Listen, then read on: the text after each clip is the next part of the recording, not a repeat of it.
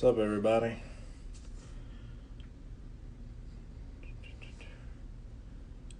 Get some people in here. It's going to be the Rigs of Death Metal live chat with Kevin Frasard. Let me see here.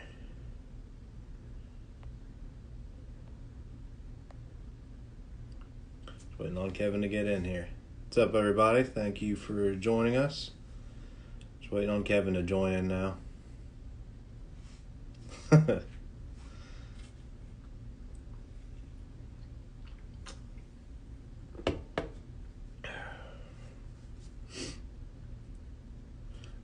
Anybody got any questions for me or Kevin?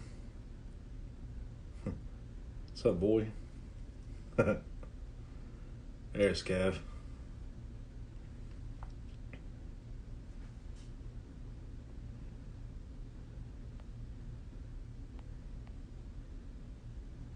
Nope. Oh shit, I see Tom in here too. What's up, Tom? Hey man, what's up? What up, man? What's going on? Shit, dude, I can't really hear you too. Hang on a second. You guys hear me all right? Yeah, you're Okay. sideways though. Oh, let me fix that. Yeah, I was gonna do this shit out of my gym parking lot, but it's noisy as fuck. So I'm like, I'll go down to I'm at one of these factories where it's a little bit more quiet, where you won't hear as much bullshit going on. Okay, cool. Hey, fucking Tom Draper from Carcass is in here with us too. What's up, Oh shit! Tom? Tom's cool as fuck, man. Yeah. You just get out of the gym? Yeah, fresh. Hell yeah. Today was my day off for that, but we still haven't fully made our way back in yet. I ended up buying a bunch of shit here for the house, so making the best of it, I guess.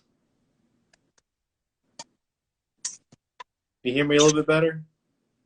Yeah, I had to put the windows up. It sucks. Oh, My air don't work. My air just took a shit in my truck, and I got to get it fixed. So it's like 90 degrees. I'm about to bake, but I don't give a shit. It's all worth it. hell yeah. What you been into this weekend? As far as music goes, or Everything, just anything. all of it. Well, I've been actually I was up till 7:30 this morning. I think added in a couple videos for YouTube and writing some riffs, things like that. And then I came across. I should have downloaded this a long time ago. My previous, like my only band that I was ever in was Gut Rap back in like 2004.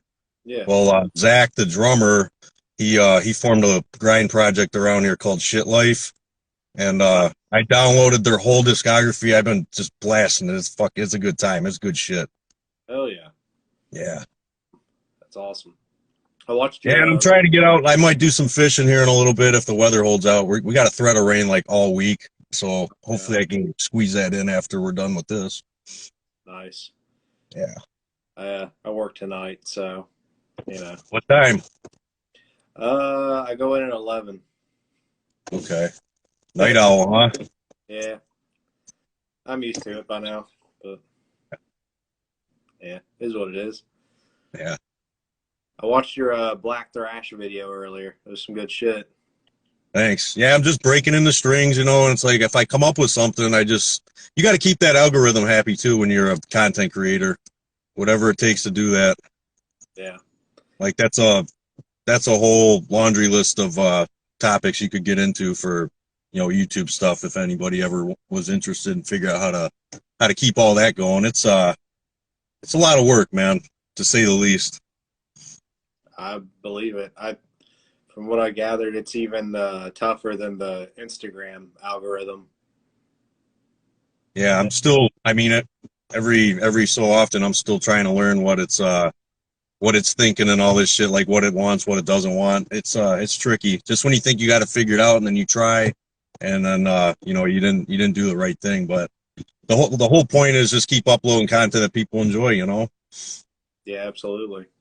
Yeah, it's gonna, especially when you first start. I mean, it's really hard for. I feel bad for a lot of people that are just getting their feet wet with it, because these people, they got great editing skills, they got great videos, they speak really well, and they just, unfortunately, they don't get the traffic that they deserve. So it's tough, man. Well, dude, even Keith Marrow, who was, sort of a OG for that, but he, Yeah. fell back on it for a while when he tried to get back into it. What was that, last year, I guess, that he tried to start his channel back up, and I guess it just didn't take off. I guess he just got kind of buried in the algorithm, sort of. Yeah, that's unfortunate, man, because yeah, he made really kick-ass videos too. I liked a lot of the new stuff he was doing too. It was a little bit Yeah. more. I don't know. It was more than just him doing a playthrough. It was like Uh, sort of like a vlog kind of thing. And Even just the style, like the way it was lit and everything, the ambient kind of, just the yeah. atmosphere of his videos were really freaking well done. Oh, yeah. He's awesome. Yeah. Well, I mean, I guess both of you guys and some dudes like Ola and Fluff are kind of like the old school. I mean, I remember watching your Through the Eyes of the Dead video back in like high school and stuff like that. How old are you? I'll be 30 this year, Okay. so Yeah, uh, we're all still babies. I just turned 38 June 5th. yeah. I don't feel like it at all though. That's a good thing. Yeah, that's what it's all about.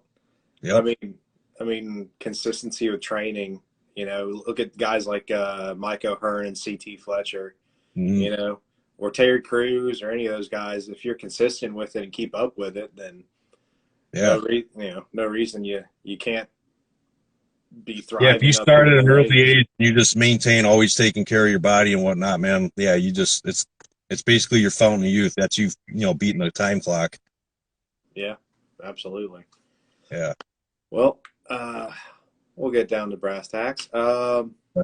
I know you've been picking up some new gear, some new amps, cabs. I know you got a shit ton of guitars. Yeah. Um, any of your more recent acquisitions you want to kind of share? Like what's your go-to rig that's really inspiring you right now? Like what are you feeling right now? Well, as far as what I've been just jamming on, because my first amp was a PV Triumph. It was 60 watter. That was the first amp I ever got, and that thing was just, I don't know, it had a sound and an attack to it that I just really enjoyed. And deep down, I mean, don't get me wrong, a lot of solid state amps that they come out with nowadays are great.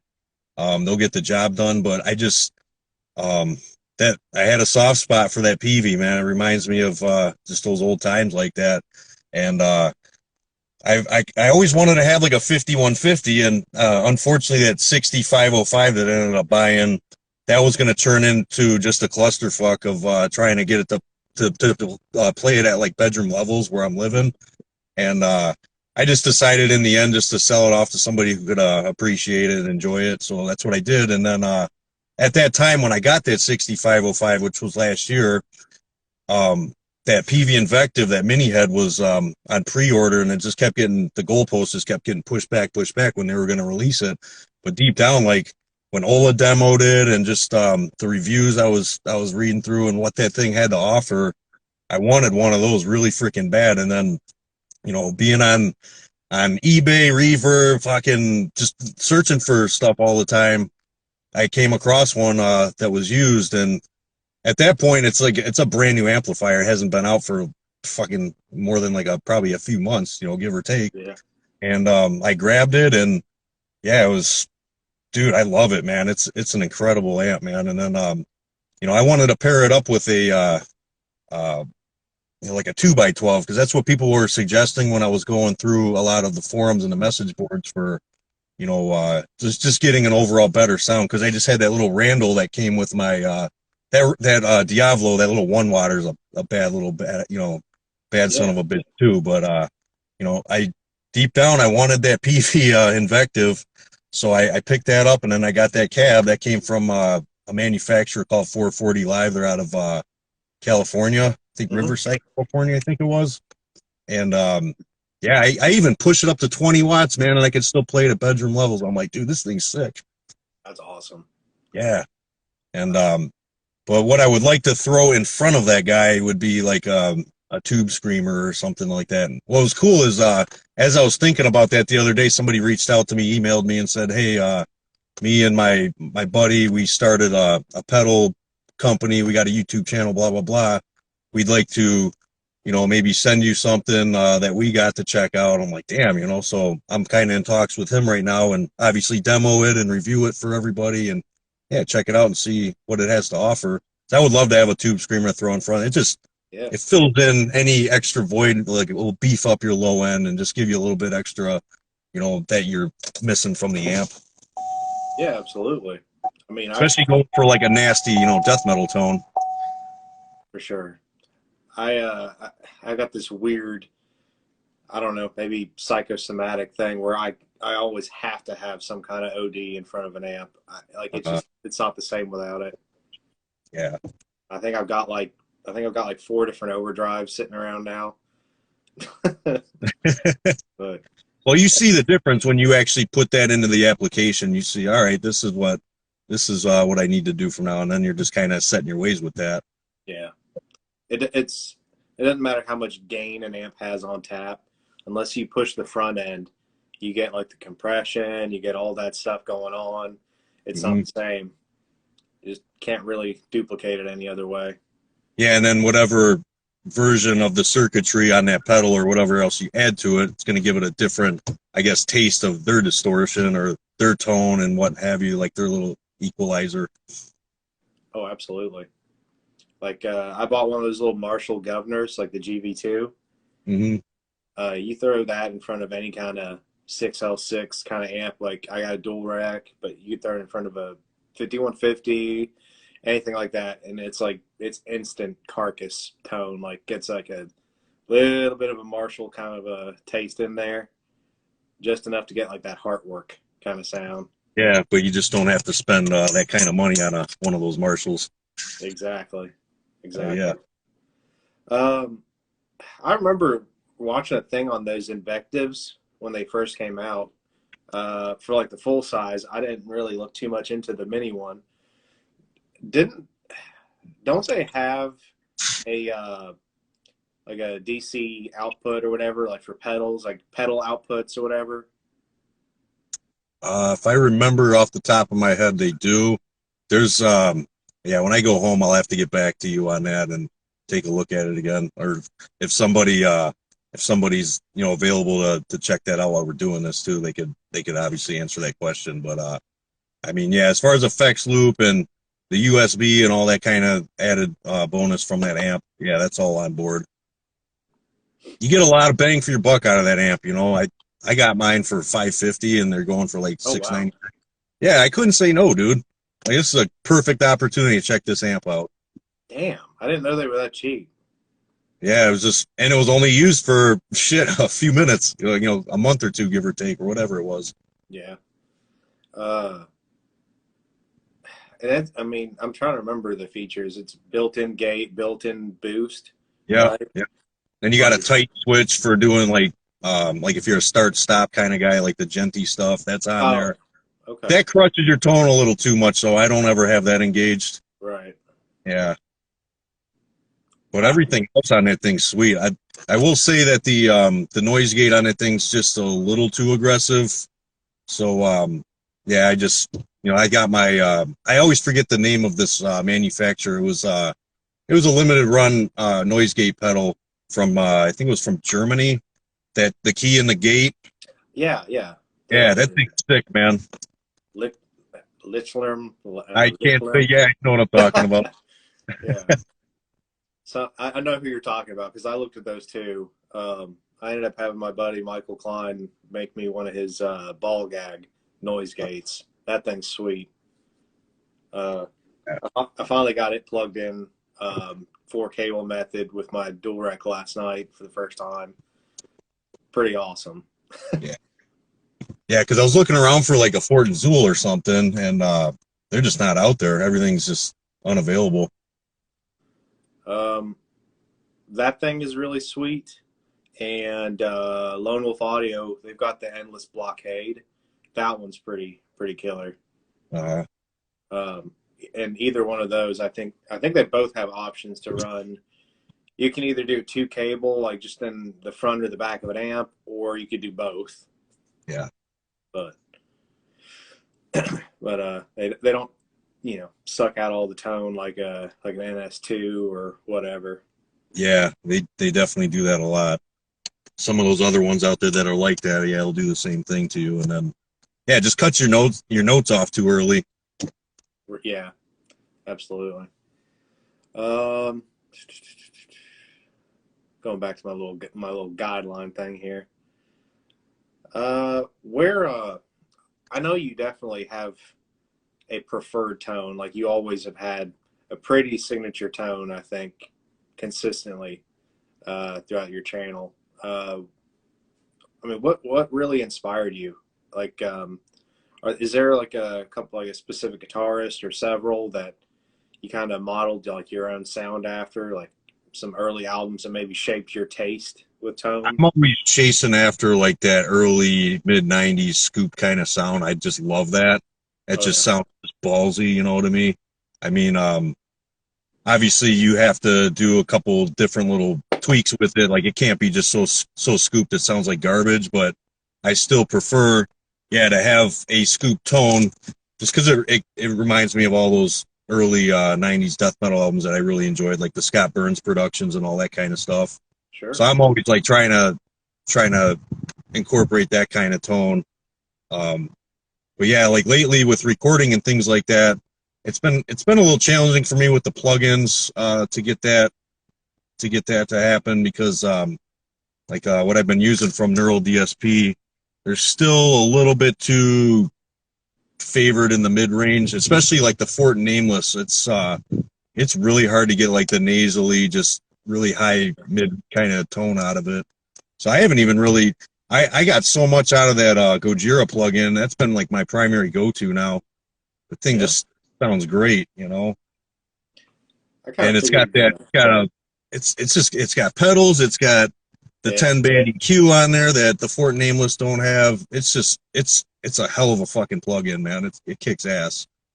So yeah, I've been just like usually what I do when I record now is obviously I'm still experimenting. It's a lot to learn, but so mm-hmm. when I go to track, I'll take one stem and that will be the tone that I try to find that like trebly, like gainy kind of sound. Yeah, My other one will be more of a scooped kind of approach, and then I'll blend the two sounds together, and that's what I come out with.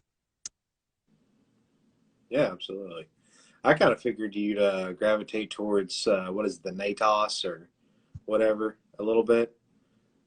Oh, like the NTS. I tried that one. Yeah, That one sounded just like the Fort Nameless to me. They both really? sounded identical. Yeah, Huh. but I think I can't remember why I chose the Fort Nameless over the NTS. But yeah, that was like my first plug-in, and Hmm. I did some recordings with that. I mean, they came out pretty decent, but I was still in my learning process of all this. I still am. I mean, we're never gonna know everything about that, especially when it comes to mixing and making your shit sound the best. Like all I really know how to do is like give me a guitar, let me record, and then fucking just like try to keep things from peaking or clipping and things like that. Like that's about the best I can do. Even that's a challenge, like, because when you keep adding more things into your music, it's just like you start running into conflicts with everything just sounding balanced across the board. I mean, Right. an engineer could take care of that. That's way out of my league. That's definitely not in my lane. Yeah, I'm like a hobbyist engineer at best. Yeah. I had to learn some basics of mixing when I did like a little EP uh, last year, maybe about a year ago. Um, by the end of it, I was absolutely just fatigued. like I was done. I was like I definitely don't want to do this. Dude, Like they don't produce enough Advil for me to fucking be able to tolerate that. Like the headaches that are involved with that shit. That's why I always I held off for the longest time, because even when like my early recordings when I was just using my my Line 6 pod farm and shit, Yeah. Some people like that tone. That's kind of where that tone was kind of born with the scoop sound and stuff. But Mhm. it's just I didn't think it was ever good enough. So I kept not really jumping into it too much, and it was just frustrating trying to figure out how to do all that shit. And I was always just challenged with audio, so I would never do it, and yeah, just more and more people just wanted me to keep pushing with that. They enjoyed what I was doing, so I'm like, you know what? I'll just keep producing stuff, and I'm obviously going to get better. And people have been liking it. That's really been like the driving force. Everybody that's into what I'm doing, that just keeps me motivated to, when I get home from doing what I'm doing, back on back on the guitar, back on the computer, start writing some more, just producing more shit, because people want to hear it. That's fucking awesome. I can't thank people enough for that. Oh yeah, and your productions absolutely have come, like miles from back in those early days, like just the basic living room covers. Thanks, Uh, man. but somebody asked a question, by the way. Opinions on war metal. War metal. Uh, God, you'd have to name some bands for me. Like when they mention like war metal, I'm thinking like Unleashed. That's like Viking metal. I think it's I think Blasphemy and then like Diocletian. I think I think those are the only two I can name off the top of my heads. It's like Yeah, I this. haven't heard either of those. There's so many It, subgenres, man. We can't even fucking keep up anymore. uh, my general opinion is just it's kind of like thrashier, maybe a little more. It's like it Possessed got a little more black metal, maybe. Uh, I don't know. That's the best way I can describe it. But See, when I think of when somebody would just like, if I have no idea what it is, if somebody was to say war metal, I'm thinking riffs that just have like a certain kind of almost like a marching pattern, like the kind of picking attacks that you're doing, like an Unleashed or something, a or even like a monomarch. Christian, like Christian. Oh yeah, Yeah. dude, I love Christian. I was I've talked to Moises. I guess that's how you say his name. I've talked to him about doing one of these live chats, but nothing concrete yet. No, Yeah, nothing came about. yeah, maybe one day. Yeah. I'll just keep bugging him. There you go. So they gotta say yes. Exactly. Uh, let me see here. So, as far as riffing and songwriting, what I mean, obviously, after a while, you just kind of start pulling stuff from the ether and just kind of let your hands do whatever. But maybe at least in the beginning, again, same like the tone thing. What was the formative years like for writing inspiration to get you to where you are now? Definitely. Obviously, Slayer's always going to be in there. You're always going to hear Slayer elements. Sepultura, Cannibal Corpse. That's what really pushed my playing to a whole different level when I started learning, Vile, Gallery of Suicide. When I was 13, 14 years old, I had that CD and Vile for that matter, the songs that were tuned in A sharp. I Mm-hmm. had all that shit figured out front to back, dude. I had all of that. I learned it all by ear, man. I used to just spend hours, and I think it accumulated to a time period of like maybe a year or something where I was always, oh fuck, I got a high temperature alert. Uh-oh. Oh, that's not good. Uh-oh. Here, let me try something. Let me get it out of the fucking heat. Holy shit, my phone's about to cook my ass.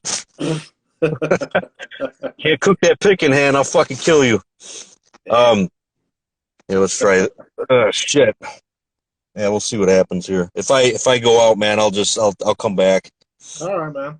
But as far as what was the question again? I'm sorry, I got off Yeah. track. Oh, you're good. Oh, the inspiration and all that. Yeah, so yeah, Gallery of Suicide. I figured all that shit out, like by ear, and like I spent like a year just always putting my ear up to the speakers, figuring out what Pat's playing, what Jack's playing, and Barrett and all that kind of shit.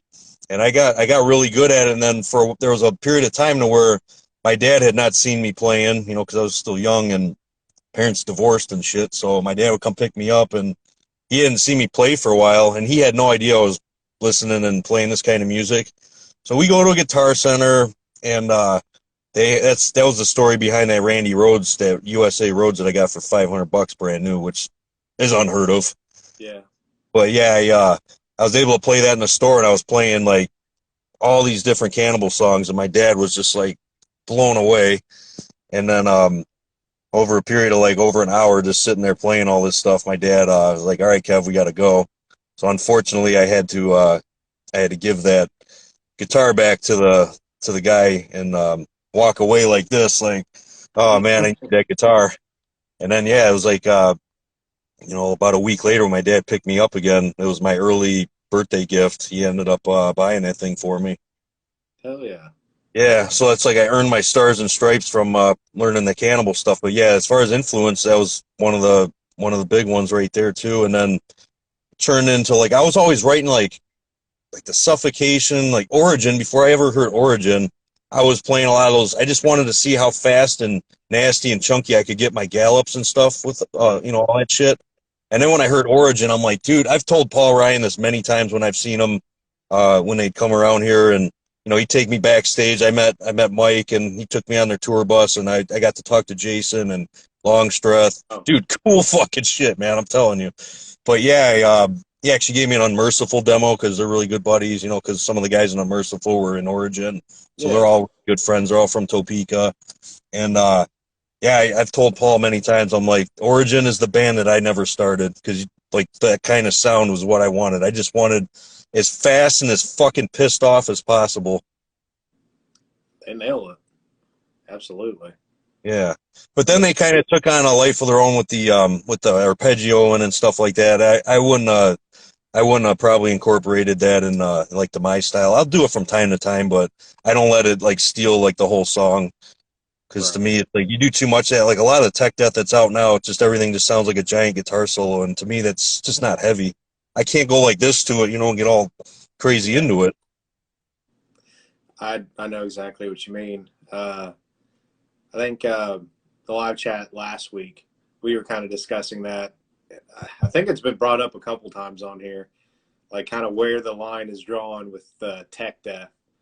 Hmm. Um, and, you know, like for me personally, I think as far as I'll go is usually like Beneath the Massacre, um, because I mean they'll tear it up and do all kinds of absolutely crazy stuff, Yeah. but they still have this really evil, dark kind of sense of groove going on underneath everything. Hmm. Uh, Brain Drill, I have to be in the mood for. I You can't know, free drill. I get it. It's like I said, it's got to be a mood, a very specific mood for me. Yeah. And Uh, there's obviously it's nothing to take away from any of these guys. They're all sick, incredible musicians sure. with shit tons of talent, you know. But yeah, as far as like what I enjoy, it just yeah, I'm not really into that too much. Beneath the Massacre, what keeps me listening to, I find myself kind of skipping through some of the songs too, though. But what I love about Beneath the Massacre is when you listen to it, the production, just the fucking double bass and the snare hits are just punching the shit out of you. Yeah, I love that. I love that production. That sound is just like really, really ballsy, and I that's what I enjoy about them. absolutely. I'm trying to remember. It was like their second album, I guess.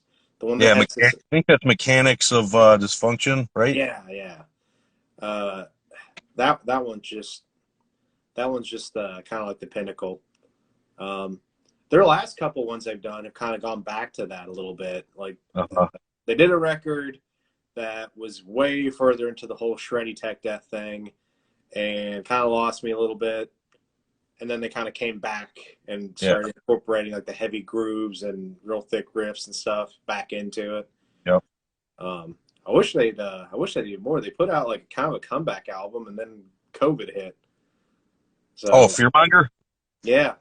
Yeah, Fearmonger was yeah. It had a few pretty good songs on there. I actually got that up here somewhere. Somebody asked about Arcspire again. Like there's like that one song from them that I like that starts with like the vocalist doing his like real fast pattern thing, and they have like gunshot, like samples of gunshots going off underneath it in like rhythm with what the vocalist is doing.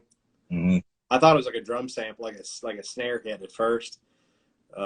Apparently, they're like samples of gunshots. That's pretty cool. I haven't Yeah, even heard that band. I have never heard them. they they they are like they're kind of like the poster boys for tech death right now. I mean, they're you gotta at least check them out. I mean, they're like really pushing that whole thing right now. They're just so fast that it's kind of hard to process. Yeah. Their guitar player is getting pretty big on YouTube as well, Dean Lamb. Uh, Uh, I don't know. I think you dig it. He does like a series that's kind of neat. I guess his wife plays death metal guitar as well. no So shit. so they'll do like these videos together where they're like 4 levels of death metal where they try to learn songs from I like know what you're talking about. I think I've seen their videos pop up from time to time in the recommendations, but I just never checked them out. it's pretty entertaining. But um, Josh is about to have an aneurysm. He wants me to ask if you dig goat whore and or acid bath. Goat Whore, I haven't heard too much of, and then Acid Bath. God, you're going back to like the late '90s where I might have heard a song or two, but yeah, never listened to them outside of that. There's so many bands out there; it's really hard to keep up. Yeah. Like I'll never forget my biggest regret ever was how many times I walked past that Amongst the Catacombs of Nephronka, the first like the debut Nile album at my local like record/CD store when those used to be actually existed. And yeah, I used to find just some major fucking death metal gems in that store, but I always walked past that and it said like Egyptian death metal, and I was one of these people, man. It was like if the logo didn't look like a bunch of like tree branches without the leaves, like if I couldn't read the fucking logo and it didn't have like a brutal cover, I kind of was like, yeah, it's probably not going to be my thing. That was just weird like that. But Yeah. and then I hear that CD. It's probably like 10 years later or whatever it was, and I was like, dude, I'm an idiot. Like that was like such a big mistake. Right. Yeah. I think I kind of went through the same thing with Nile, where for some reason I slept on it for a little while up until I don't know. I was almost out of high school, I think, Uh-huh. something like that. And I don't. I think I finally like. I think it was Sarcophagus or something. Like I heard that song and I was like, holy shit! Like Yeah, it that's wasn't even one of their faster I think ones. that was from In Their Darkened Shrines, right? Hmm. Yeah, the second album. Yeah, yeah. But at first I don't know. I thought it was gonna be like of course there's like a big hardcore and punk scene here where I'm at, or at least there was at the time. Hmm. So I don't know. All my friends like kind of turned their nose up to metal. Um, so anything that was too metal, like there were exceptions like Slayer and stuff like that, but Yeah. for the most part, they thought a lot of that shit was like I guess cheesy. So Really. yeah, I don't know. Now I realize how fucking stupid that is. Um, Well, some people it's just not their taste buds. Like Megadeth, for instance. Some people absolutely love Megadeth, and like I bought one Megadeth album when I was a kid, Euthanasia, and I wasn't feeling any Megadeth, man, and I still don't. yeah, Yeah, it's just not my thing. I pretty much only like the Marty Friedman albums. Yeah. That's about it. I mean, it wasn't like the real early stuff with Chris Poland is okay, and I'll listen to it here and there, but it's like they didn't really get awesome till Friedman, and then after him they never were that good again. I don't know. That's just me though. Yeah, but Uh, Slayer all day long, man. Just absolutely love Slayer, the Sepultura, all that kind of thing. fucking fucking Exodus. Dude, there's so many thrash bands I would rather listen to over like Anthrax and Megadeth and like uh I don't know if you ever fuck with like Rigor Mortis or Mm-mm. Demolition Hammer or any of Oh, those. Demolition Hammer, sweet, yeah, Yeah, I think you'd like Rigor Mortis. A lot of those guys went on to do other bands that were really big too, like yeah. like Mike Scascia, the guitar player. He went on to form Ministry with Al Jorgensen or whatever his name is. But yeah, it was like where they that line between thrash and death metal, like kind of right there at the cusp of it. Yeah, Pretty sick. right that line. Absolutely. Let me see. Dude, I could probably cook a fucking steak on my phone. That's how hot this thing is. Damn. We'll see what happens. I don't care. Is it still flashing you the little warning or whatever? No, like I hit the OK button. We're still good, man. I got this phone for free anyway. My buddy that I went to high school with reached out to me. He's like, dude, because he went back into the phone business. He's like, I see how well you're doing with YouTube, and I hear you always bitching about your phones. So he's like, they send us trial phones that are just brand new in the box. He's like, I got one. I think that would be perfect for what you're doing. He's like, I want to send it to you. So yeah, he sent me this LG V60. Yeah, Really? yeah, thing's pretty good, man. Except it's hot as fuck right now. That's killer. Hey, Whatever. if anyone out there has any kind of hookup with phones, hook me up because my iPhone sucks ass. I got an iPhone. Yeah, I bought a used. Up until last year, I had a 7 Plus, um, and I wore that thing out Yeah, until it finally just wasn't one. That's what I do. I'll get something and I'll hold on to it until it stops working. So dude. So this was in I think this was 2012. Yeah, I think 2012 or 2000. Yeah, it was 2012. Yeah, because that was my third contest, and I was fucking rocking a flip phone still. And I go into this. I think it was a Sprint store or whatever. I think I was still at Sprint. Stupid as that sounds, because Sprint fucking sucks. tell So me I was about like it. going in there to like pay my bill, or I was having problems. I've always had problems with Sprint, like constantly. So I go in there and I had some kind of frustration, and these people working there are like, oh, why don't you get a smartphone? And I looked at the girl. I go, what the fuck is a smartphone? It's like I just wasn't having it. Like I was tired. I was cranky. I was irritable. Like I worked all fucking day, sweating my ass off. You know, prepping for the show. I'm just irritable. I just want to punch a face, dude. And it's just like, because I do the bare minimum with all this technology shit, man. Like when people always talk, oh, there's an app for this, there's an app for that. I was just guy who was just telling me there's an app for car washes and stuff. Now, when I was just at the gym, I'm like, dude, I ain't buying into just more things to just stare at my phone, dude. I wanna keep my eyes on the real world as long as I can. I can respect that. Yeah, because you will never get shit done, man, if you're always fucking staring at this thing all the time. Right? Uh, yeah, like well, like right now, I so I got this. This is an 8 Plus that I got last year used. You know what I mean? Like, and they're up to like what now? 12, I I think. don't know, but what you got does what you do for what you do just fine. So fuck Exactly. everybody else. Exactly. I didn't need to spend, I don't know, however many hundreds more to Yeah. have something that is really not that different than what I got right now. Yeah, if you're not using all the added like features that thing has, then yeah, you really don't need it. It's not for you. Exactly. I got a couple more questions from people here. Okay. Uh, what's your thoughts on extermination, dismemberment, and their bass drops? I don't know who that is. I don't either.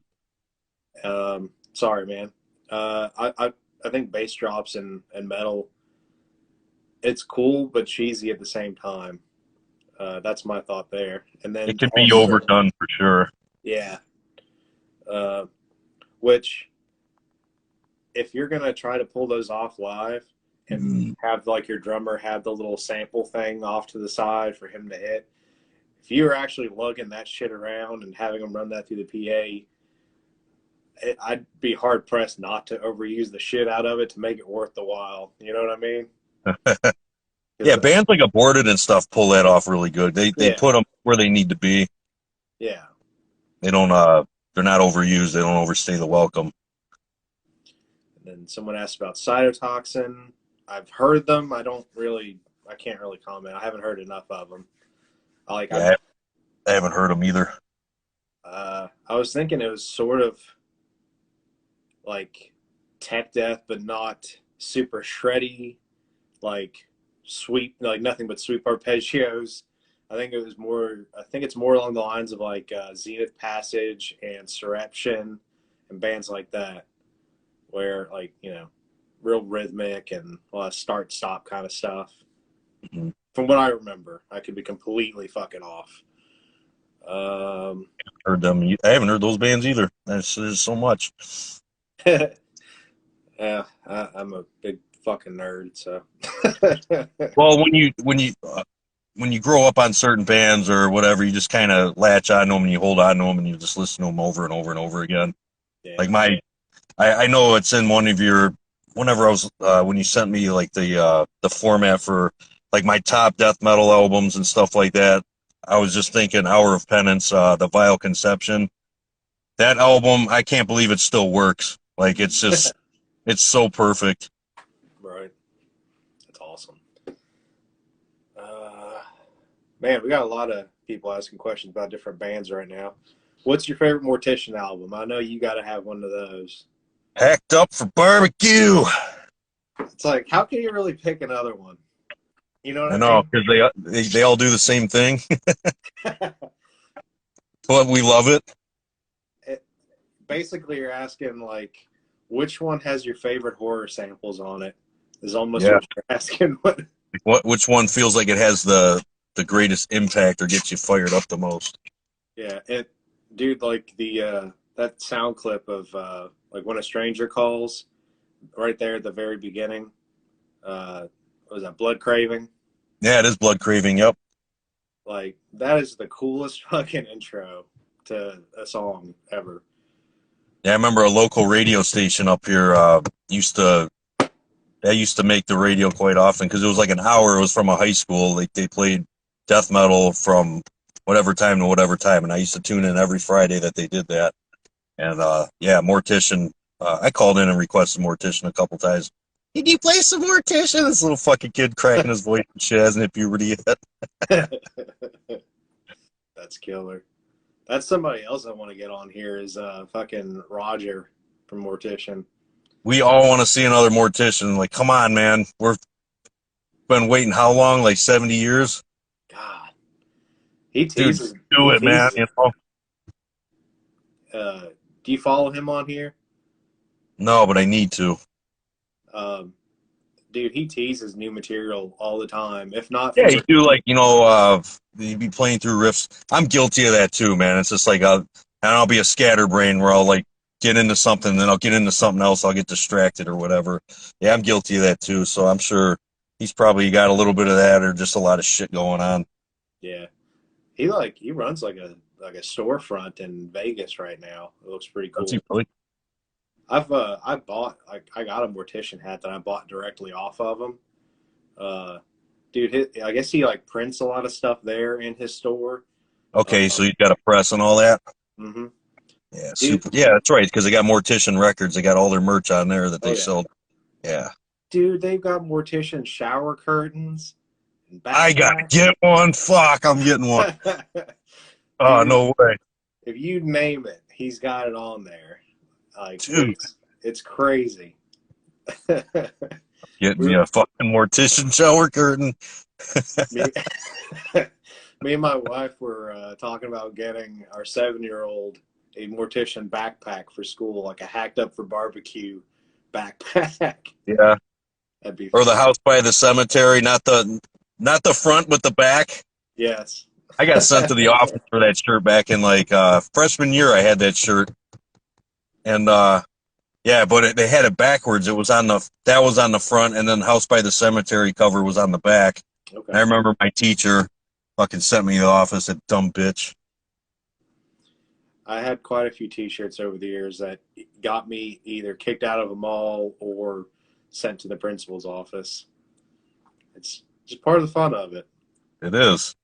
Yeah, it's all for shock value. You want to see, yeah, see what kind of reaction you can get. Absolutely. Uh, what a I had one. It was like a deathcore band called King Conquer. Like they were okay. I just bought one of their T-shirts just because it made me laugh so much. Had Kenny Powers on the front, and in a huge fucking font, it said "Kiss my ass and suck my dick, everyone." I was like, I need this.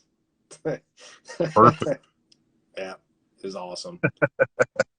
So good. I don't know if I still have it or not. If I do, it's buried. But Yeah. let me see. Oh, and somebody else asked our opinion on Slam. Um, I like it in just small dosages, like Catalepsy. I freaking can't stop listening to them. To me, they do it so well. Or Eternal Suffering. They never did much with their music, but they were starting to kind of do something with their shit. I've discovered them back in like 2001, 2002. And yeah, they came out with one full length and came out. Then years later, they were working on more material, but it never seen the light of day. And yeah, that was an EP. Actually, it was a couple EPs they came out with, but just some of the most fun slam I've ever heard, man. The way that they would do the riffs, and then their drummer, man, where he'd throw snare hits and his fills. I just never heard anybody quite captivate your attention like this guy did.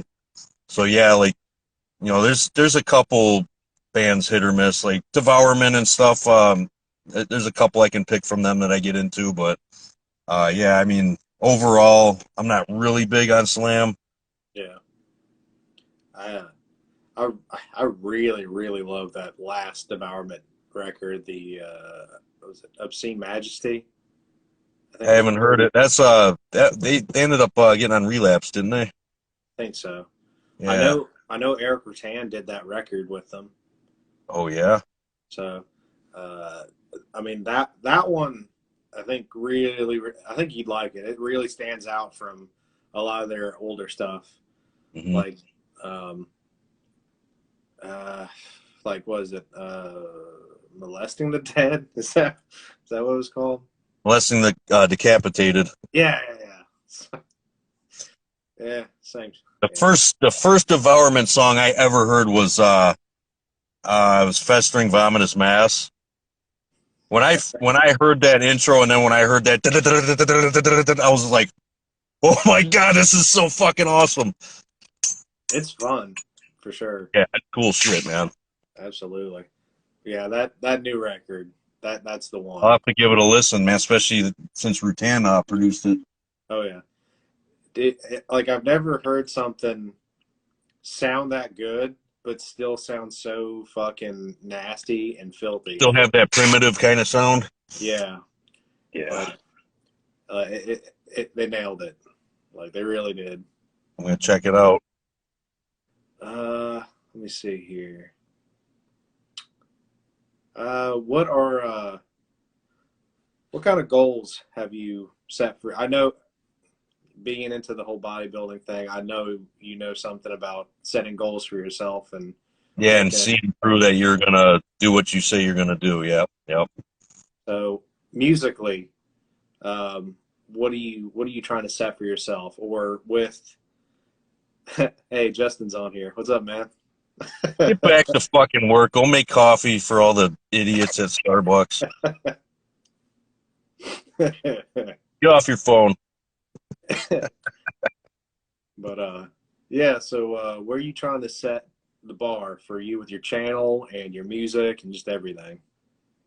Well, right now this has been a big jump, but it's actually I'm getting just great feedback from it. Is finally getting the music out there after when I was recording my stuff back in 2008, which is that demo stuff that you guys have heard.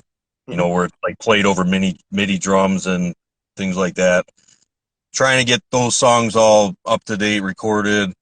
All the other stuff I'm working on, just getting the music out there to everybody. That's like the main objective right now for me. Mhm. Getting that taken care of, and then for the channel, I mean, I enjoy doing what I'm doing right now. I gotta get back to doing more covers because that was pretty much what was what was like the livelihood of it and everything. I mean, obviously before that, like there was more fitness content. I've had people too, like, oh, you don't do bodybuilding stuff anymore. It's just all music. I'm unsubscribing. I'm like, all right, see ya. Not a big deal to me. I mean, Yeah. because yeah, it's just you can tell where my heart is with it now when you see all the guitars, and there's no fitness content anymore. Every now and then, if I'm doing something at the gym, I might upload it, but that actually will hurt your viewership and stuff like when you're trying to grow on YouTube as well. Like that's just a whole nother topic. When you start mixing topics together, or like different kind of things that you do, it Yeah. ends up hurting you in the long run. So I try to keep that Hmm. consistency with music, which is what I'm into right now, full blown anyway. That's ranked in the front seat, and the other stuff's kind of secondary. But yeah, just keep growing the channel and just keep the music pumping out for right now. And then after that, I can figure out, what the next set of goals is going to be with it. Hmm. But it's cool to get a lot of people, and some of the comments I get are just like they make you want to fucking just cry because it's just so cool. People that haven't played guitar in 15 years, that they see what you're doing, and they see that you keep doing it, you enjoy it and stuff, and then they want to pick up the guitar. They go. One guy went out and he bought like an ESP, and he started playing again after all the years that he gave up playing guitar, and he got back into it. People that lost like 100 pounds, you know shed all his body fat just because they get so inspired by it. Like that kind of shit's just so fucking cool to read. That keeps me going as well. Hell yeah. I mean, that's awesome, man. Be honest, there's been several times where, I'd be watching your videos and I'm like, it's like, you know what? It's like, today does need to be a gym day or whatever, or I need to go practice my down picking or something like that. You know, so I get that. That's Yeah, awesome though. Like the feedback always feels awesome. yeah. Um, I've gotten a little bit just from doing whatever on here, and it catches me off guard every time. Uh, Yeah, were you kind of feeling like just not inspired or motivated to do something that day, and then you read a comment and it turns everything around on you. Like I can remember a couple shows that I competed in where I was backstage and just kind of in my own head waiting for our weight class to go out and get out there and or do our like night routine and stuff like that. But that's like at night when you got a commentator basically introducing you to the stage and stuff. And behind the curtain, I can hear the commentator talking about somebody who, lost a leg or uh, is a cancer survivor. You just get all these different stories. These people have like way, way bigger challenges than I ever did, and it's like it puts things into perspective. It's like, man, I was bitching about that. I didn't get 10 extra grams of carbs per meal at this point, but I have all four limbs. I hopefully I don't have cancer or whatever, but like, it's like, what the fuck am I bitching about? Other people got it way tougher than me. So it's just like when you hear these kinds of things, it really inspires you to just puts things into perspective that, things aren't so bad for me. right. Absolutely. But, let's see. Got two questions. Oh, three questions here. What's that? I already forgot what the one was. Are you guys anti-Christian? Uh, I am pretty much atheist. I don't believe in God and I don't believe in Satan. Fair enough. Yeah. Um, I am pro whatever makes anyone happy, There you go. Yeah. I'm and pretty much the same way. I'll leave it at that. I'm up for, as long as you're not harming anyone or anything. If you could, if Yeah. What you do, what you think, like just it gets you through the day like properly, makes you feel good about yourself or whatever that might be, more power to you. There's nothing I can say. absolutely, and on a, let me see here. Your thoughts and experience with Engel amps. I never played one Engel. I have played exactly one Engel. Oh, yeah. Which one? Yeah, one real Engel. I don't count amp sims or anything. As much as I like them, like the Helix stuff, Yeah. I don't. You can't count it. So I played one real Engel. I played. It was an older Fireball. It was just at a Guitar Center, so not the best environment to hear an amp for the first time anyway. So Yeah, and probably playing an unset up guitar, and yeah. through God knows who knows what kind of cab with what kind of speakers, and I think there's just something magical about Guitar Center that makes everything sound like shit anyway.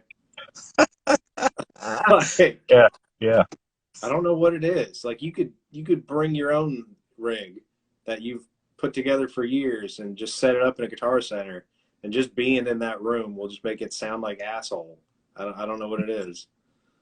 It's the weirdest Even if thing. you bring your own, even if you bring your own guitar with it too. Yeah, exactly. There's a lot of truth to that, man. There really is. It's always cool to check out stuff, but Yeah.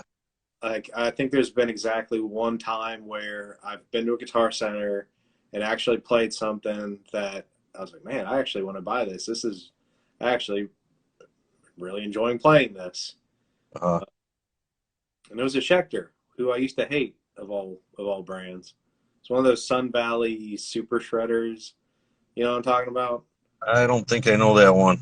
It pretty much looked like a Charvel. Like Okay. kind of have that San Dimas like super strat thing Yeah. going. It was it was a killer guitar. I can't knock them. They used to make guitars that looked like, I don't know, like Affliction shirts for guitars, but like, I mean, uh, Oh, like the font, like their logo, and just kind of like the paint schemes or whatever, or yeah, the inlays. yeah, like the bat inlays and all the abalone that they used to put all over their guitars. Yeah, BC Rich took over on that operation. Yep, yep. LTD used to. Yep. They were guilty with the abalone. The designs weren't that bad. It was just, No, no. yeah, it was just one little. They wised up. BC Rich didn't. No, I don't know who. I don't even want to talk about. Fuck it. We do that all the time on Sinister's page. Yeah, yeah, yeah. Well, It's never a tired idea to rip on their current shit that they're doing, but at the same time, yeah, it does get exhausting too. yeah.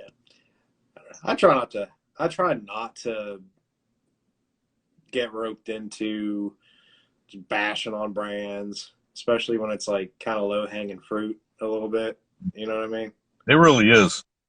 It's sad because I mean, god damn, like I fucking love the like the BC Rich models I have. It's just I want to see more, and other people want to see that more of that stuff. even even Ibanez is finally wising up that they've got like a whole market that they've been basically ignoring for a while now. Oh, like the Iron Label stuff that's about to come out. Mm-hmm. Yeah, they're that one 5-string bass that I think it's the BTB, man. I think I want to get one of those. Cool. Yeah. I just like blacked out shit, man. It doesn't get any more metal than a blacked out fucking instrument. Right. I really like the 7-string Xiphos that they're putting out. I remember playing like one of the like the first Xiphos model, like the kind of reddish chameleon one. Uh-huh. Of course, it was at pawn shops, and they didn't have a decent amp in the whole store. So Yeah, you couldn't really get a good judgment on if the thing was going to make you happy or not. exactly. Really wasn't crazy on the whole gloss neck either, to be honest. The Jim Floor neck. Yeah, Yeah. I don't know. I think I'm kind of spoiled because I've always played like started off playing like Ibanez and Strats and stuff with like the bare wood neck. So Yeah. if it doesn't at least have a satin neck, I kind of get turned off to it. Yeah. Or most metal guitars and manufacturers are really pushing towards having like a satin neck like that just for speed and everything, and it does make it. It doesn't really conflict with me for whatever. If my hands are cold though, yeah, it's and for anybody for that matter, if they got cold hands or in a cold environment, yeah, your hand's gonna start sticking to that neck. But other than that though, when I'm playing, it doesn't bother me too much. And as far as being spoiled, like I was really spoiled growing up, in the early to mid '90s with guitar. Like when Guitar Center first opened in my area, it was like around '94. Yeah, it was '93, '94. So the first time I ever went in there, that's when they used to carry the USA stuff, at ground level where you could pick it up off the rack and check them out. So they had their USA Jackson stuff. They had the professional series that I don't know how many people in here know about. With it's not the pro series. You Yeah, don't get too confused. Way way different. professionals Yeah, are those awesome. professional models were the ones that were all made in Japan, Hmm. and and then you had like your EX series Jackson. All that stuff was still made in Japan. Great stuff. Like I played, I was lucky back then, man. I couldn't play too well just yet, but I mean, I got to check out some really cool shit, man. That's awesome. Yeah. Um, Man, I don't even have to go back to my little cheat sheet. We got all kinds of people interacting this time. Um, Good. Let me see. Paul from Gremlin Machine Shop. Um, I got the professional. So, oh yeah, he's got a one of the Jackson professional soloists. It's fucking sick. That's Um, awesome. but he was saying people are already griping about the scale length on the 7-string Xiphos. I guess it's Yeah, I 20. saw that. Is it 25 and a half? I don't even think I looked. It ain't even a showstopper for me, man. No, not me. I got a 7-string RG. Um, like the 8-string slinkies for like the Ernie Ball slinkies. Yeah, yeah. I just buy those and I don't use like that bottom. What is it, like an 80 gauge? I don't Yeah, like. you throw that one away and start with the next string. Yeah. Yeah, it works for me. Well, and for years, dude, people have been, disfiguring the goddess. You know who they are? Yeah, They fucking use a Les Paul, which is a 24 and 5/8 scale, tuned down to F sharp, dude. Don't tell me you guys can't get it done. dude. I think I watched a video with Cameron where he was tuning down even to like E or some Oh, shit. okay. Yeah, that's what I got on my on my Agile, and that's got a 24 and 3/8 scale, I think it was. Or no, no, no, no. My bad. No, it's 28 and 3/8 scale. Long fucking scale, dude. I had to get 11 to 90 set just to make Wow. drop E work. Or do I have that in standard E? I think it was standard E. Regardless though, like I got some big strings on there because it was not. I went through 9 to 80. I tried that, and then before that I tried I think 10 or 11 to 74, whatever it was. Those strings didn't work. They would not intonate. And Hmm. it's like I had to bump it up this high before I got any intonation, even with that long scale. I think it's a lot of it can be an individual thing too, Yeah, individual guitar. that Well, or bands for years were tuning down on 25.5 inch scales and all that kind of shit on 6 strings, 7 strings, just fine. Just bump yeah, up your gauges, yeah, for sure. especially with how reinforced and how stiff the necks are now. Yeah, that's Like they're another. incredibly stable. Like, I got what are these? I still haven't. I've brought these up before. I still haven't put these on. This is one of the Carl Sanders Oh, I string didn't even know they sets. made those. That's cool. It was like a limited thing. I bought it off of him directly. Wow. I actually bought 2 packs, and I bought a couple of his picks. Um, I'm gonna try one out, and then the other one I'm just gonna keep as like a souvenir. Uh-huh. But it's like an 8 for the high string, and all the way down to a 70 for the low A. Yeah, he likes buttery, bendy strings, and you can hear that on the records that he can pull some crazy bends. Oh, absolutely. Yeah. Total Ingve worship on that end. which I dig. Yeah. Um, Somebody asked you a workout question here. Kevin, I know you're a bodybuilder, but do you have tips for the false grip calisthenics? It's pretty difficult to hold it. I always forget to hold it. I don't. I don't think I have any experience with yeah, what he's talking about. You said Yeah. calisthenics? Yeah. Yeah, I don't really quite get what he's trying to get at with it. Now, when you're talking about a false grip on a bar or something, yeah, I used to bench and do a lot of other stuff with a false grip, and then I kind of went back to just wrapping my thumb around the bar. Just no particular reason, just eventually the false grip wasn't comfortable anymore, so I just went back to this. But yeah, I mean, yeah, if he can clarify a little more on that question. Yeah. Somebody also asked you, what is there another guitar that you're eyeing right now? Which I was going to ask this anyway. What kind of Oh, I what remember gear? that's in your set of yeah, your set of questions. Yeah. Yeah, What so there's gear? actually a couple of them. I used to have that Demolition King V Jackson, the Pro Series one made in Japan. I miss that guitar. I want that back. So I want to add that back. Eventually, maybe one of those ESP standards, Urban Camo. Love that. The E2's okay. I like the way the headstock is on the standard series where it's not reversed. I don't know. Oh, To me it just looks better. kind of And it's more got an like ebony fingerboard on it. It doesn't have the rosewood because I'm not a rosewood guy. mm, And see, what else did I have? Obviously, a USA Beast, preferably the 7 string. That's just a sick ass guitar. I love that's like my favorite. My favorite shape now is the Beast. It's just so goddamn comfortable. And then Ibanez Universe, like an original, which would be definitely a chore to try to get one of the. What do you got? Oh, hell yeah. yeah. I got one too. What do you think about it, man? This is just one of the cheap ones, the Son of Beast, Yeah. which I know you're not as big a fan of, like, like the headstock's a little different and stuff. I Um, think that still looks like a smaller version of the full size. yeah, yeah, it is. It Probably does the look good. headstock like what I got on my deluxe that I ended up scoring. Yeah, Like even the body looks a it's little smaller. smaller. Yeah, that the top point doesn't go to the 9th or 10th fret like the full beast does. Yeah, Yeah. that one stops short of it. So it didn't list it as a Son of Beast on the like whenever I was buying it or whatever. So when I got it out of the box, I was like, huh. Really hope it would have been. It would have been Dude, I bigger. did the same shit, man. When I got that Korean monster when I Yeah, ordered that one. yeah, Yeah, because that one had the full beast headstock, and I saw the photos, and I just did not notice it with the right, way it was photographed that it was like a Son of Beast body. And then right. when I got it, I kind of did that same thing. I just kind of looked at it, like even on camera, I was like, huh, fuck. But I don't know.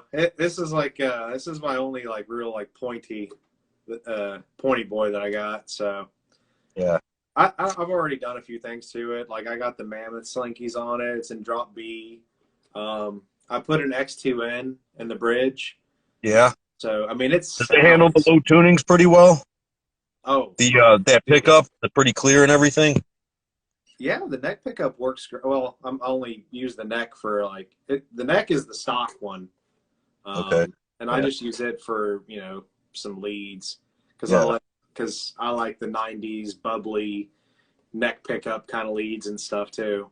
Uh-huh. But like the X2N, like holy shit, I don't know how I slept on that pickup for so long. I mean, it's killer. It is awesome. Yeah, Like and I'm always trying to check out different stuff. Like I got that Nazgul put into my that beast that I got back that I had to have repaired, the one that got all fucked up during shipping. yeah, Man, that Nazgul sounds great. Especially with pinch harmonics. yeah, Fucking you get nasty squeals with that thing. And it's got a scooped sound to it too, which I like. And then that Black Winter that's in my neck through beast, I love to death. But what I like about those beasts, man, is just like you get the way it's shaped, you put it in that classical position. It's just so goddamn comfortable. it brings that neck, like, I mean, dude, you can go so fast on those guitars. Oh no, absolutely. The I don't know I what the should radius trash them. I should just lie and say beasts are pieces of shit. Don't ever buy them. That way, when they flood the used market, I can get what I want. is. Absolutely. No, I but thought yeah, about that'd be dishonest. Those are fucking great guitars. Holy shit. I thought about getting one of those. I think you got one like this, getting one of the speed loader beasts, and then Yeah, just that's the one that I got with the Nazgul in it, and it got converted. Yeah, yeah. I really thought about doing one of those because I wanted the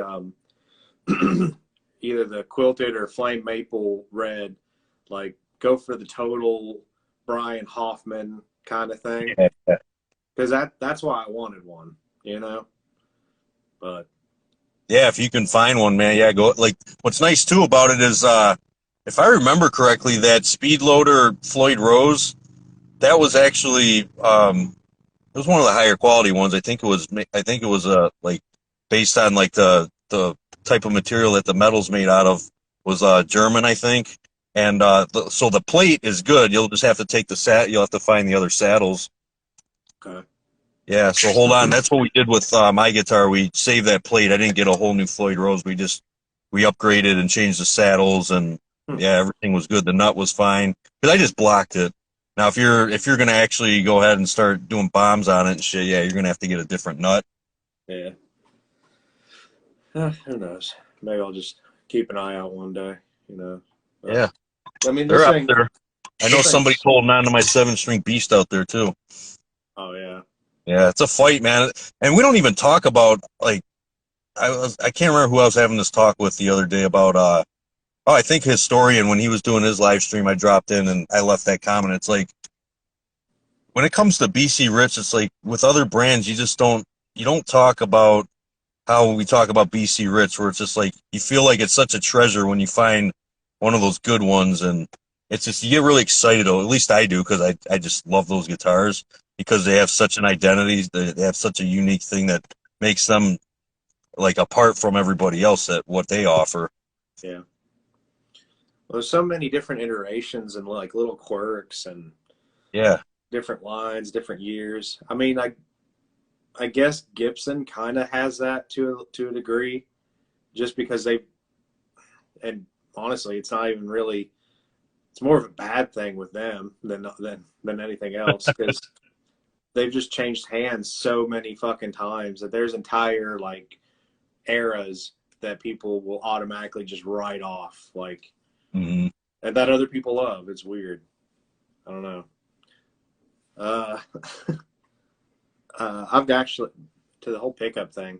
I got the Nazgul as well in my 7-string, and that thing is absolutely brutal. I One of my favorite things about it, you can really really dig into it and just make it sound as nasty and evil as you want. Yeah, Like that's what I'm loving about these passive pickups, man. Is just like it really responds to how you attack the strings. You know, it's not like for the longest time when I first got introduced to the EMGs and just that was like my first active pickup I ever heard. And mm-hmm. I was jamming with a buddy back when I was like 19, and he showed me the EMGs. And back then you didn't have the same kind of amps that you do now, where they offer more gain on burden. Like you don't really need all that extra output anymore. But as far as yeah, it's just I got so stuck on the EMGs and like I didn't want to get away from that shit. And EMGs are great for and they were great for a while for what they are. But and when I started seeing what else was coming out there, when I got back into music away from the whole bodybuilding lifestyle, I started seeing what's out there for the passive pickups, man. And I'm just like I'm definitely getting persuaded into just like passives, just as the main meat and potatoes of my pickup selections because they're just awesome. They've definitely come a long way, even Yeah. from like I don't know, 15 years ago, 10, Hmm. 15 years ago.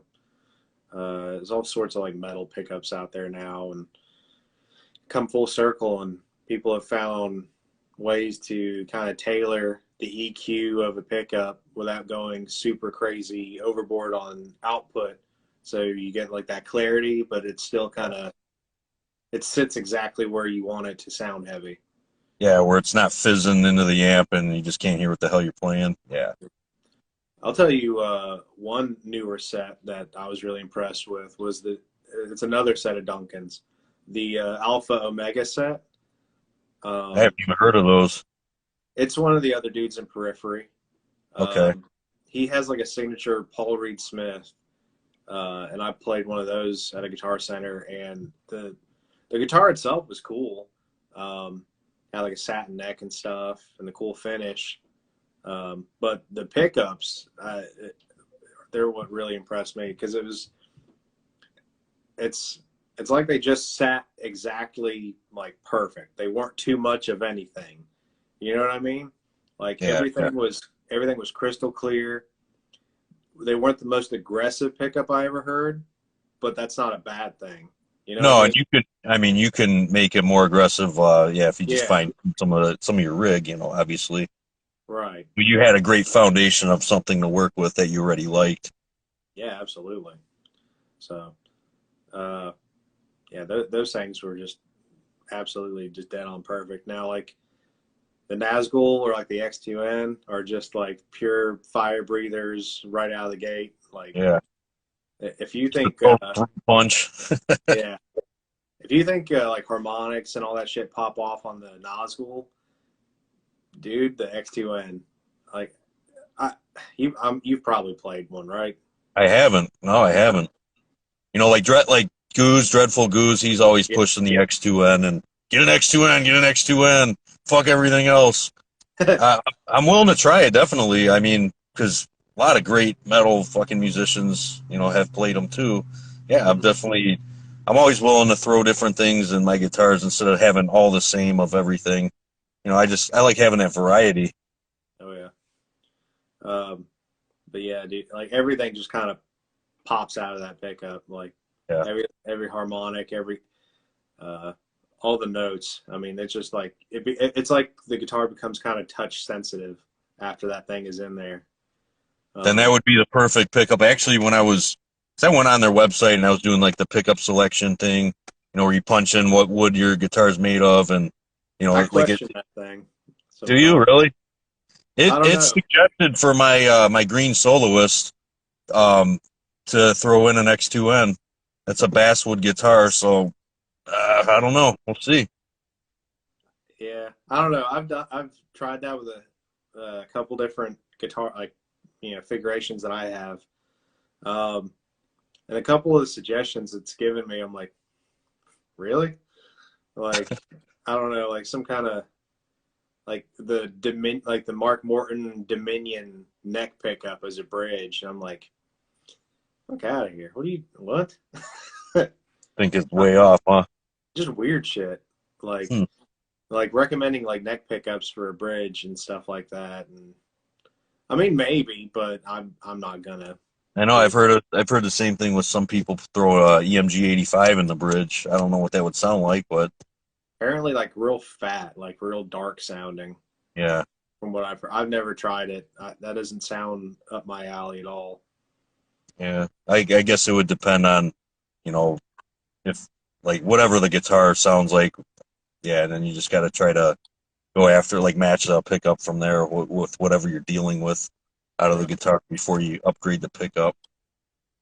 Like, I've got an 81 and a 60 and an LTD Eclipse, and they sound great in that guitar. Yeah. Then I'll play those same pickups in a much smaller guitar, like I don't know, like the Charvel Desolation series. I've tried those out, and that Ibanez Falchion. It was like a weird. Oh yeah. Yeah. That sounded and played like asshole. It was awful. It felt like a toy, and I felt like I was gonna break it. Like, I don't know. Everything I played my fair share of toyish feeling guitars. I'm sure you have too, and I know definitely fucking Justin from Sinister has. Dude, You just know that feeling. You play guitars long enough, when you pick up a guitar, like when we were on the stream the other night, it literally feels like a Rock Band controller. Like it really does, man. Like when I was playing, dude, I played the Kerry King, like his new signature model, the import version. They had Yeah. that at Guitar Center. They have that Dean there. Mhm. It looks cool. I like it. I think it looks cool as fuck. Man, when I picked it up, I'm like, what the fuck is this? It Yeah. felt like a plastic fucking neck. It just felt like a plastic guitar, man. Oh, that's sad. That bums me out. And of course, it wasn't set up, so it kept going out of tune and shit. I'm like, all right, this is. I Yeah. can understand. I'm at Guitar Center. They're not setting this guitar up and Yeah. it's what it is, but yeah, it's just the Hmm. way it felt and shit. And a lot of the fret ends looked like almost like meth teeth, if I could describe it, because they weren't even like fucking filed off or anything. They weren't sharp like overhanging and shit, but they eventually will be. But yeah, they looked like fucking meth teeth, man. They look fucking like shit. It's awesome. Meth teeth. Awesome.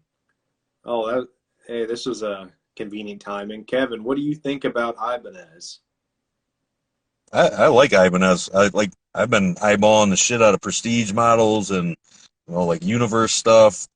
Actually, I've played a lot of pretty good Ibanez's, back in my day too. I actually bought one off of my old roommate when I was like in my early 20s. I bought one off of him, and it was one of the higher end Japanese models. I can't remember which one it was. It might have been the 550. Okay. Um, it was a good guitar, man. It had like the V7, like those whatever those Yeah. pickups are. Sounded awesome, played great. And then I remember I bought it just a cheap Indo Ibanez. It was like a $150, $200 RG. My buddy sold it to me for $100. He's like, Hmm. "Yeah, I don't play guitar much anymore. I got a girlfriend. Whatever. Give me a fucking guitar, pussy." So I just ended up buying that off of him. And when I took it home, man, I was just like, what? And I've done, if you go back, like to around 2012, 2013, some of the recordings that I did with that guitar, just total scooped, like Scott Burns kind of sound out of this cheap $150 guitar. No pickup upgrade, no nothing. And I ended up selling that guitar. And like, I should have never sold that thing because it's like I could find another one of the same model. It was one of those DX 320s. Yeah. Yeah, just a cheap guitar, man, and like that one just sounded fucking killer, man. As is. Yeah. Ibanez, even like their low end imports there, not that long ago were actually pretty good. Like I got one that I got when I was like 15 that I still hold on to, and I've had other friends play, and they're like, "This doesn't feel like a lot of other Like Ibanez you that I picked up at a store." I'm like, yeah, it doesn't feel like your typical Ibanez, right? Yeah. "Yeah," and maybe that's just from years of me sweating into the wood of the neck or something. I don't know. Well, Maybe. I think there's something to be said about breaking in a guitar. Like it just eventually they just play right and they just feel right. It's hard to explain. Yeah. I mean, shit, I've had that thing long enough, and it's got like a kind of a hairline crack on the back of the headstock. So like I Oh don't. yeah. So I retired it from shows quite a while, quite a while back. Uh-huh. That's when that I got that Eclipse to kind of take its place. But uh, no, I mean I still love it. I put like I did change out the pickups in it last year, I think. Last year, put like a JB in the bridge and some tried some iron gears out for like the neck in the middle because it's like an HSH or whatever. Yeah. Yeah, that Uh, configuration. yeah, good old Ibanez standard. But Yeah, but yeah, to answer that guy's question, man, some good Ibanez stuff out there, man, for sure. they're shred machines. I mean, for They are. playability, it's you know what I mean. They're kind of hard to beat. Yeah, especially when they got those wizards on there. Yeah, I feel like even if it's just for like writing or recording, everybody needs to have like those or like a Jackson, like a Dinky or Soloist or something laying around just for tracking. You know. Uh, let me see here. I will say though, like my soloist, um, it's great for technicality, but when it comes to like if you're chugging, up on like doing power chords, your hand will start to cramp up because the neck is just so damn thin. Hmm. So there is that. At least that's what happens for me. Huh. Yeah, it is a super thin neck on that guitar that I have. Well, I mean, I guess. I guess, muscle memory and being used to certain, Yeah, a shapes of certain everything. feel. Yep, yep. Like I've gotten used to the BC Rich feel where it's like more of a C shape. Yeah, I can Yeah, see yeah. it. Justin's back. Got any questions in here anymore? Let me see here. Oh yeah. Have you ever played an Iceman? No. No? I've only the first time I ever seen one in person actually is so my buddy Frank, who's been doing my work for me, that I ended up finding through my friend. She's been going to school with him ever, like she grew up with him, and he's a big time just guitar lover. He builds them, he paints them, he repairs them. He repaired my stuff. He's got my Jackson, my USA Jackson that has that, where the logo's lifting up and there's some shit chipping away at the headstock. He's Oh yeah. in the middle of working on that for me right now because I couldn't get any help from GMW. That guy's a fucking asshole who I talked to. Yeah, guy's name's Lee. He was a fucking dick. GMW.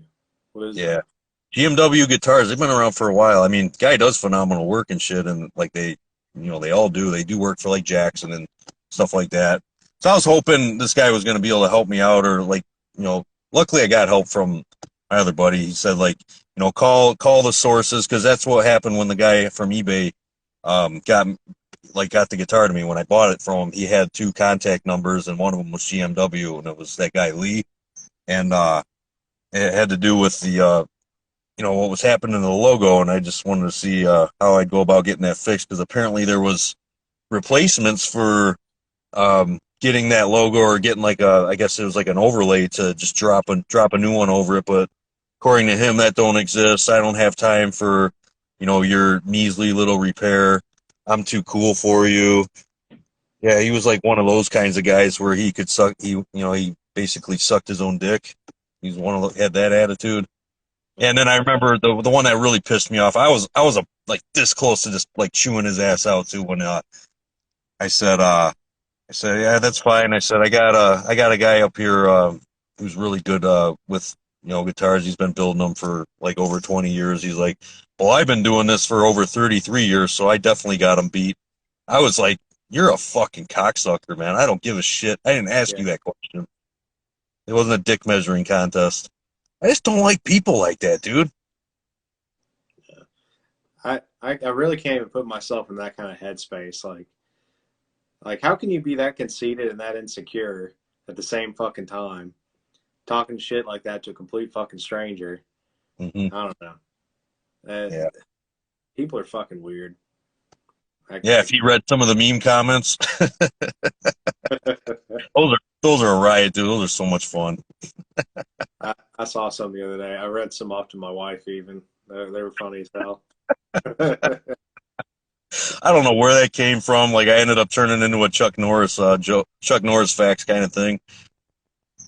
The best one has to be where somebody made their own, like, it looked like a screenshot of a YouTube video, like a YouTube page, and like Yeah. they changed like the title and everything. It was, the thumbnail was you playing.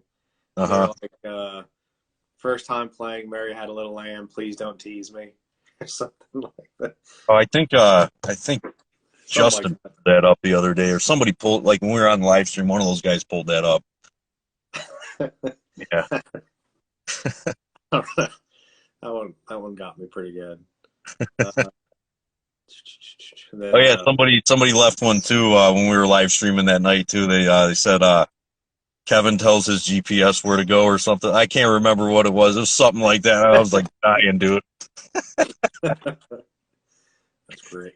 Like that guitar is trying so hard not to play a wrong note and shit like Yep. that. Do not mess up. Do not make a mistake. Shit. So out of your current setup and situation for your videos, from like a gear perspective, it could be guitar, it could be recording equipment, any aspect of it. What's been working for you the best, and what's not working? What are you looking for? Like upgrading? What do you want to try to change up in your overall situation? Well, I know the next layer. I actually made a purchase last night on Sweetwater is getting one of those pop filters because I want to Yeah. I want to get into more vocal stuff. That's like the next layer because those songs that I've recorded, I want to go back and put vocals over them. I know, yeah, people are wanting that. I want it too. It's just problem is for me, it's like I gotta come up with the lyrics and stuff. That'll take some time, but you know, I'll get her done. But yeah, that's another thing I want to incorporate. Uh, what else? Everything else is pretty much going okay. I mean, I like to function on a simple kind of level. Like, I mean, I don't do too much over the top stuff when it comes to video editing. Even at my own basic level of what I do when I make videos and stuff, it's still very time consuming, and definitely, you know, my hat goes off to those people that just. I think a lot of people that use like Final Cut or Premiere Pro, like they use these higher end, you know, professional video editing softwares, and I haven't uh I haven't dove into any of them like that. I mean, the one I have is just it's called VideoPad. It's just a real basic. It gets the job done for what I'm doing, but maybe down the road incorporate something else like that. I'm not. I guess for other people when they got a specific personality that they bring to their channel, like who like I guess go into character for who they are on YouTube. You know, at the end of the day, that's never really been me. I'm just like a kind of shoot from the hip, just a you know I'm just like all you guys out there. I'm no better or no worse. Just me being myself, you know. Like especially like when it comes to like what's the word I'm looking for? You know, like when you're sponsored by somebody or you're endorsed, that kind of thing. A lot of that shit on YouTube now is like, you know, you got these fake ass motherfuckers coming on there and just blowing the products or just lying, like flat up lying about stuff on there that they're reviewing, and that's just dishonesty, and that's just not cool. You know, it's like when I love not having that kind of pressure to where if I don't like something, I can say what I want to say and what I should say. That way, people out there, if they're going to go spend their hard-earned money on something, they have something to watch out for. They know what to look for, and hopefully these companies they get that feedback and then they're like, all right, you know, these people are, because you can't hide from the internet, man. Like that information's out there, and that should make you better. You know, that should make you better as a company delivering a better high quality product for somebody that's going to drop a lot of money on you and invest in you. So it's like it's nice to not have that kind of pressure. Yeah, absolutely. But that's just always been my thing, is just, you know, as transparent, as real as it could possibly be, because there's a lot of fakery out there.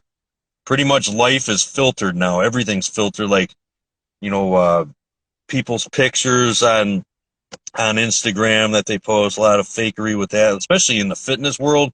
People taking pictures with cars they don't own, houses they don't own, places that they're visiting that they didn't even pay for. They just drive out to them and have people take pictures of them.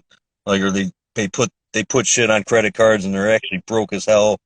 Like, there's just a lot of phony shit out there, man. I can see that. Yeah. I used to follow more bodybuilding than I do now.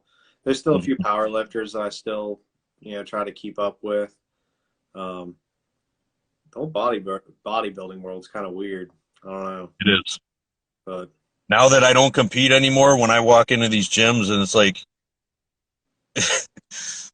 you go into the fucking like locker room, you go around the corner. It's like today I had to take a piss, you know. I was like gonna be done with my workout, and then like I'm about to come around the corner, and these two fucking dudes are checking each other out. I'm just like, I turned right back around. I did some more like ab work and shit. It's just like, no, man. It's just, yeah, from like I almost feel like I'm in that category, like the general public perspective is like, dude, you're fucking gay. Dude, you're weird.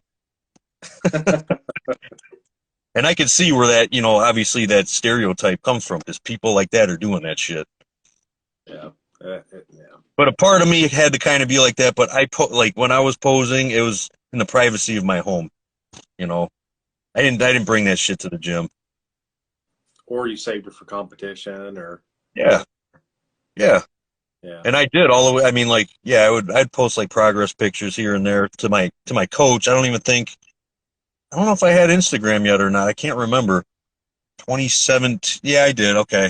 Yeah, I posted a few of them, you know, and but it wasn't like super picture and video heavy. That wasn't me. It's just like I had to focus my 100% undivided attention into myself, you know, and like for me, it's like these other things would be distractions. And I always just believed, like, from day one, when I got into bodybuilding, especially when I was still drug free and all that, all the way up to, February, when I had to, for my health, I had to start taking testosterone and thyroid.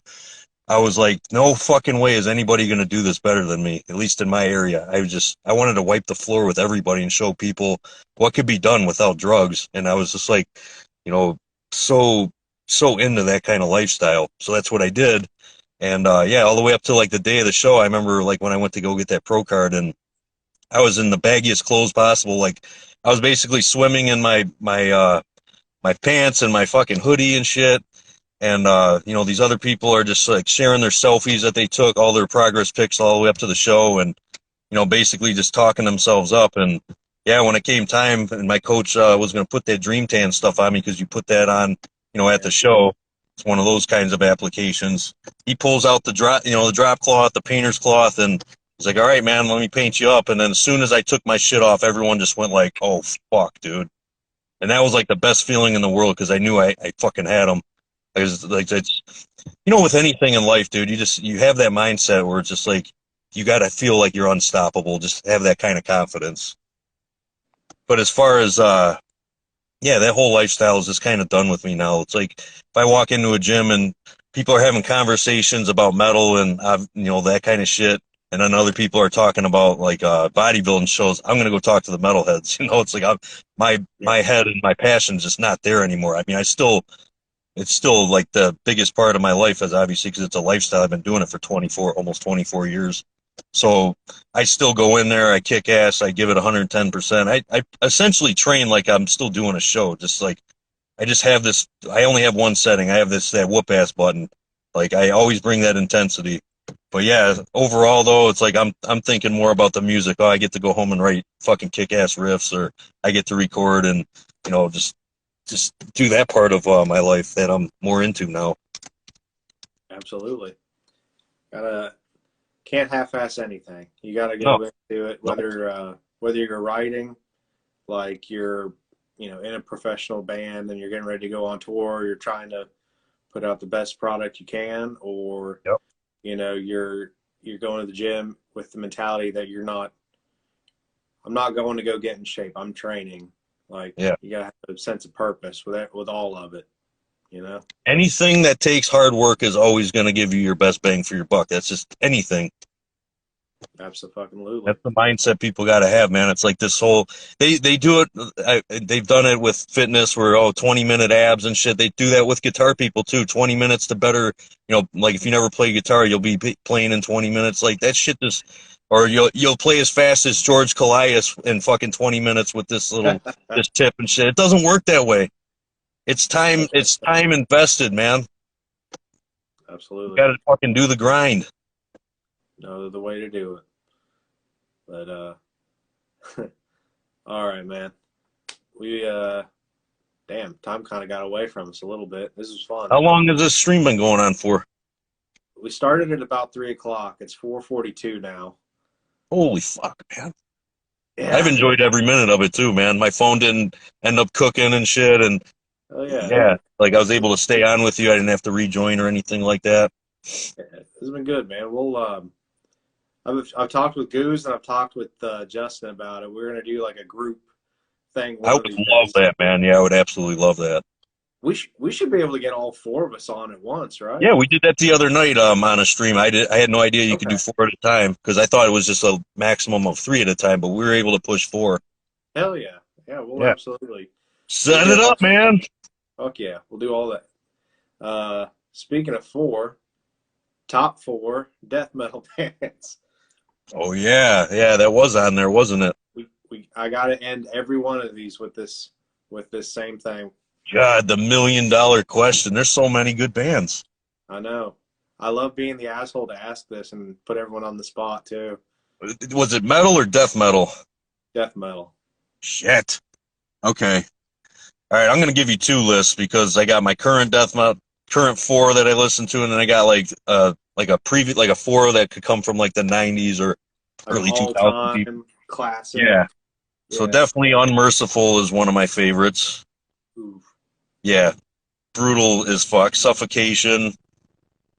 Malevolent Creation, and Hour of Penance would be in there. Those are like my favorites.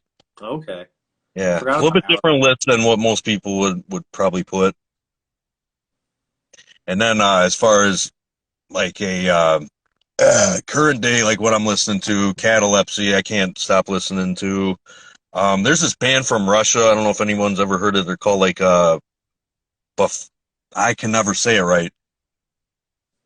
Bu Bahifame or Buff Heimet or something like that. It's a weird name, but they came out with their debut album. I think is called I. It's good shit, man. Definitely check that out. That's a gem. Those guys need all the freaking recognition that they deserve. They are just super pissed off, like a combination. You know, your grind, your death metal. Uh, it's all done well. Like, and they throw some elements in there that like are kind of like it's almost like their own identity with some of the passages with tapping or some of the even like they'll go to clean tones and things like that too.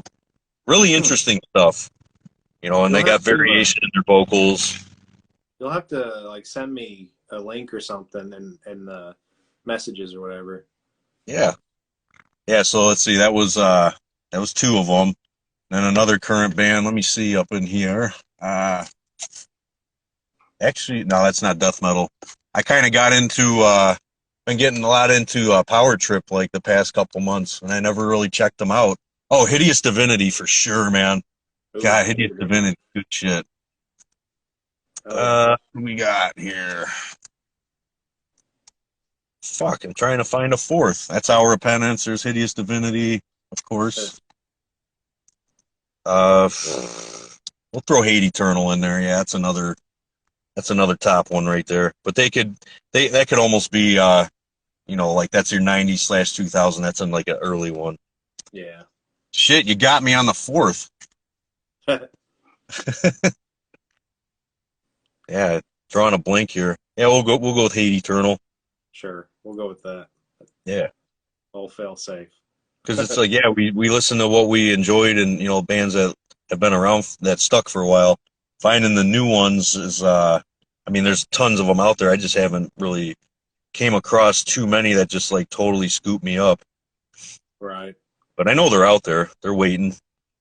I mean, I hell, I know a lot was. of people are into Vitriol too. Oh yeah. Vitriol, everybody kept suggesting them to me, and I actually saw them live. They Me kicked, too. you know, put on a kick-ass show and everything like that. I can't get into because they do stuff that like the later Gorguts was doing. Yeah. Real Like dissonant. yeah, and I can't like get into that. Yeah. Yeah, it's just not my cup of tea. But Well. again, great musicians, fucking sick. Oh yeah. Very fucking intense for sure. Yeah, yeah. Uh, did you see them on the, what was it? The Cattle Decap tour? Was that what it was? Maybe. I think they were with Vader. Um, Okay. yeah, Okay. Yeah. I think that was the last show I went to too before, you know, they put everyone in detention. I can't remember. The last show I went to was either Cattle Decap with Atheist and Vitriol, or it might have been when Slayer came through here for their farewell tour. I can't Uh, remember which one came first, but those were definitely the last two shows that I went to yeah. before the world ended. Uh, Oh, well, hopefully it's still not going to end. We'll see what happens though. yeah, we'll see. Yep. But But we just hell keep yeah, doing man! our music and keep yeah, just doing all the shit we enjoy. That's all we can do. Absolutely. Well, bud, I'll let you go. I know you're probably cooking in there, or at least your phone Dude, is. you don't know how many pounds of sweat I'm probably fucking holding my clothes right now. I don't give a shit though, man. It was fun. Hell yeah, I told the absolutely. guy at the desk, I'm like, I'll probably come back and cool off, and I got to piss really bad. So yeah, I'm gonna deposit this into that toilet over there. Word. All right, man. I'll see you soon, bud. And Yes, thanks sir. everybody Good for talking to you, man. Catch you guys later. thanks everybody. Bye. Later, man.